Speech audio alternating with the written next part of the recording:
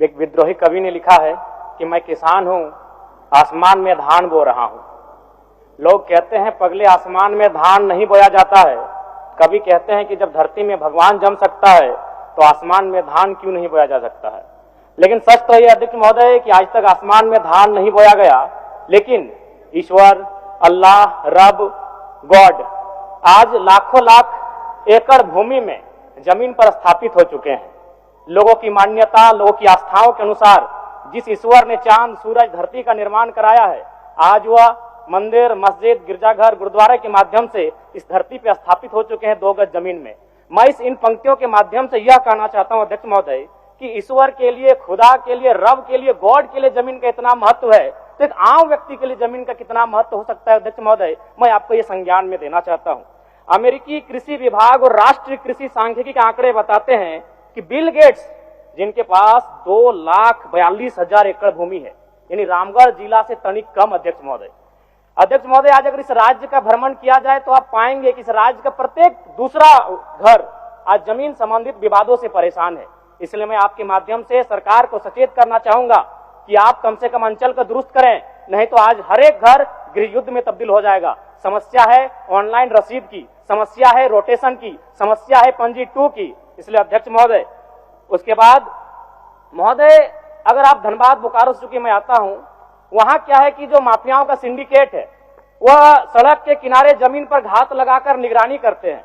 उन्हें जैसा ही मालूम चलता है कि ये जमीन का जो रैयत है वो अगर कमजोर है तो पौने पौने दाम में फर्जी कागजात बनाते हैं और उस जमीन पर अपना दावा मजबूत करते हैं अध्यक्ष महोदय। तो इसलिए मैं आपसे चाहूंगा कि इस विषय को भी गंभीरता पूर्वक लेंगे।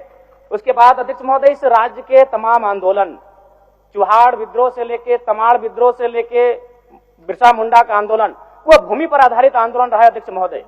और उसी के परिणाम स्वरूप इस राज्य में एसपीटी कानून, सीएनटी कानून और विल्किंसन कानून लागू किया गया। लेकिन आज जब आप सड़कों में देखेंगे कि आदिवासी समाज के लोग रांची में सरना झंडा गाड़कर अपनी जमीनों की रक्षा कर रहे हैं, सीएनटी जमीन होने के बाद भी अध्यक्ष महोदय। इसलिए मैं आपके माध्यम से सरकार से चाहूंगा कि सीएनटी संबंधित जो जमीन है उन पर वापसी का प्रावधान किया जाए। अध्यक्ष महोदय, 30 सेकंड चाहेंगे अध्यक्ष महोदय।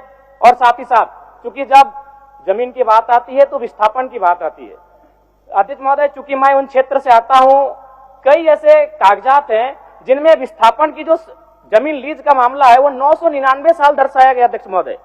आप समझ सकते हैं कि कितना मतलब अमानवीय व्यवहार किया जा रहा है झारखंड के साथ। 999 साल कर लीजिए अध्यक्ष महोदय। एक घटना है बेरमो गोविंदपुर की, जमीन के बदले नियोजन की बात थी और नियोजन दिया गया उनको 55 साल की आयु में, 5 साल में नौकरी खत्म हो गया अध्यक्ष महोदय।